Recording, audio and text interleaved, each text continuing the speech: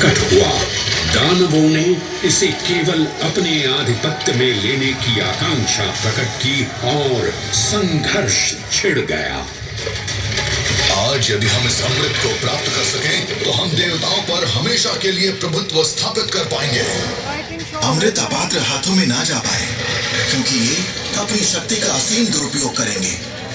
इस अराजकता के परिणाम स्वरूप अमृत की कुछ बूंदें छलकी और पृथ्वी तक पहुंच गई। 4 स्थलों पर स्पर्श हुआ इन बूंदों का। हरिद्वार, प्रयागराज, नासिक और उज्जैन। अमृत की इन्हीं बूंदों के कारण उज्जैन में हर 12 वर्ष पर कुंभ सिंहस्थ मेले का आयोजन होता है। भगवान शिव की लीला देखिए। लोक कल्याण के लिए स्वयं विषपान किया और अपनी नगरी पर अमृत वर्षा करवाई। अमृत की पावन बूंदों से अभिसिंचित ये दिव्य उज्जैन भूमि रामायण के पृष्ठों में भी सम्मिलित हुई। सतयुग के बाद त्रेता युग में माता सीता की खोज में वानर सेना का यहाँ आगमन हुआ।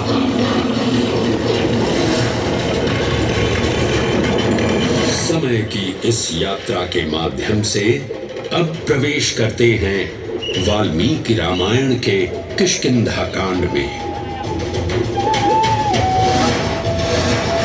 जब वानर राजा सुग्रीव अपने यूथपतियों से सभी प्रमुख स्थानों पर जाने के लिए कहते हैं और उन्हें अवंती नगर यानी उज्जैन जाने का आदेश भी देते हैं।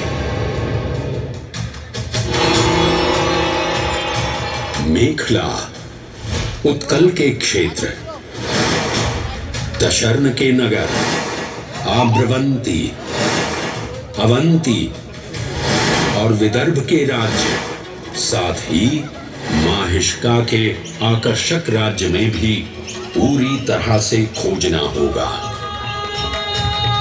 एक युग भगवान विष्णु के राम अवतार से संपृक्त और अगला युग उन्हीं के एक और दिव्य अवतार से समरस होना, ये अद्वितीय संगम केवल उज्जैन में ही संभव था। परंतु एक क्षण ठहरिए और ध्यान से सुनिए। ये हैं महाकाल के 1008 दिव्य नाम। हाँ, मैंने काल चक्र को परिवर्तित कर दिया है और अब द्वापर युग का शुभारंभ हो चुका है। विस्मय पूर्ण हो जाएंगे ये जानकर कि महाकाल के इन नामों को स्वयं भगवान श्री कृष्ण ने रचकर पिरोया था। महाकाल सहस्र नामावली की ये अद्भुत रचना उस समय की है जब योगेश्वर कृष्ण, उनके मित्र सुदामा और शेषावतार बलराम ने अवंती नगरी में स्थित सांदीपनी ऋषि के आश्रम में वेदांत दर्शन और शस्त्र विद्या की शिक्षा ग्रहण की थी। कहते हैं कि भगवान श्री कृष्ण को अवंती ने ऐसा मंत्र मुग्ध कर दिया कि यहाँ 64 दिनों तक रुककर उन्होंने 64 विद्याएं और 14 कलाओं का ज्ञान लिया। उज्जैन का संबंध महाभारत से भी जुड़ा हुआ है। इस महान महाकाव्य के वन पर्व में उल्लेख किया गया है कि महाकालेश्वर मंदिर में स्थित कोटि तीर्थ जल का स्पर्श मात्र करने से अश्वमेध यज्ञ के समान फल प्राप्त होता था। और फिर परिवर्तन की इस अनवरत धारा ने एक नई कहानी लिखी उज्जैन में उदय हुआ मौर्य वंश का। सम्राट बिंदुसार ने अपने पुत्र अशोक को उज्जैन का राज्यपाल बनाया और समय के साथ अशोक के शासनकाल में धर्म का विस्तार हुआ। मौर्य वंश के पश्चात विभिन्न राजवंशों, सम्राटों और नरेशों ने उज्जैन की सेवा की। उनमें से प्रमुख मालवागण और फिर गुप्त वंश ने यहाँ राज कर इसके वैभव में वृद्धि की। उज्जैन ने अपने भव्य तेज से जहाँ महात्माओं और शासकों को आकर्षित किया, वहीं इस नगर पर आतताइयों की दृष्टि भी पड़ी।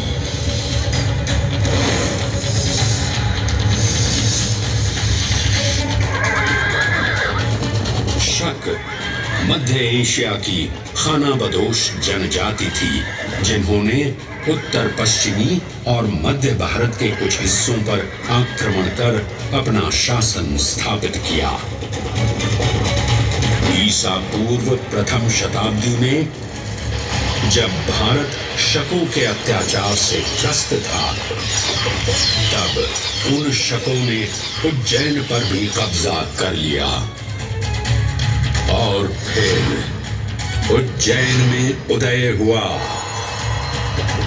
एक तेजस्वी योद्धा, महाराज विक्रमादित्य का।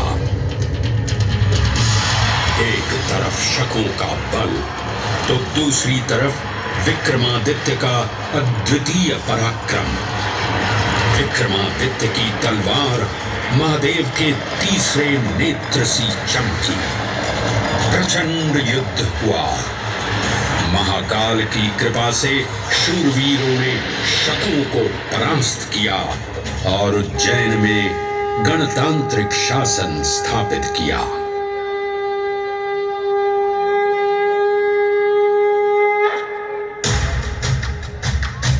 इन्हीं महाबली विक्रमादित्य की राज्यसभा महाकाल मंदिर में ही प्रतिष्ठापित थी। आज भी इस मंदिर की घंटियों में विक्रमादित्य की वीरता और शौर्य की प्रतिध्वनि गुंजायमान होती है। राजा विक्रमादित्य और शकों के मध्य हुए युद्ध ने उज्जैन को काल चक्र से अभिन्न रूप से जोड़ दिया, क्योंकि जिस दिन उनको विजय प्राप्त हुई, उस गौरवशाली उपलब्धि के सम्मान में एक नवीन पंचांग का शुभारंभ किया गया, विक्रम संवत पंचांग। आज भी कई हिंदू पर्व और धार्मिक अनुष्ठान विक्रम संवत पर आधारित हैं।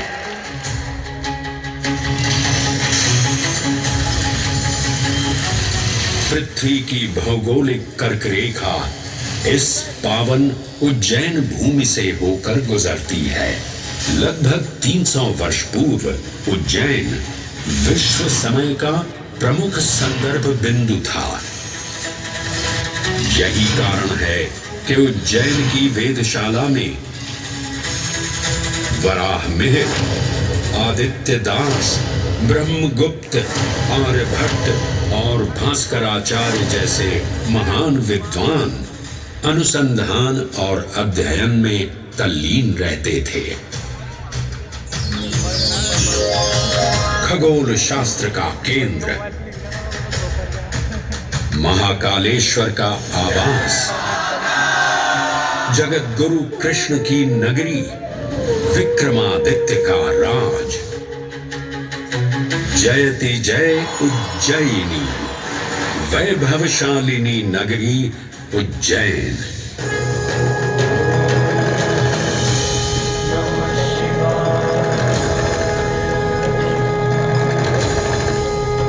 श्वासों को शिव मंत्र से अलंकृत कर, मन को भाव की गंगा से निर्मल कर, जो भी उज्जैन में महादेव की शरण लेता है, उसका कल्याण होना निश्चित है। आज सुनी सबने गाथा महाकाल की, दर्शन जिनके दुर्लभ हैं, नमन करे जिन्हें काल भी, चरण में जिनके है बसा। ये समस्त संसार कभी नहीं देखा होगा धरती पर ऐसा चमत्कार। जय महाकाल।